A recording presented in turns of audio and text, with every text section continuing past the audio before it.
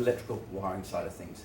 So it's going to do some checks on power coming in and that interconnecting cable going between the outdoor unit and my indoor unit. So first off, I want to make sure that cabling is all fine. So the way we're going to do that, we're going to start off with the earth, make sure it's nice and safe. So I'm going to set my multimeter to read ohms onto my earth connection, and I'll go on a couple of different points on the chassis. Just make sure, there we go, nothing, or 0.1,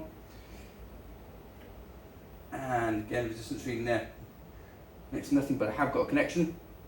I'm not getting open circuit or anything like that. That's all I need to do. That's quick little checks there on that side of things. Next thing I'm going to do is check between my earth and my live and my neutral. So start from the earth, and this particular occasion we've got about 245, 246 volts. I've got a marginally higher voltage than we'd normally see on site because I've got a lot of photovoltaics on site. And then I'm going to go from earth to my neutral, and see, that should be next to nothing. And then I'm going to go between my live and my neutral, and again there's my 240 I'm expecting, or round about that mark.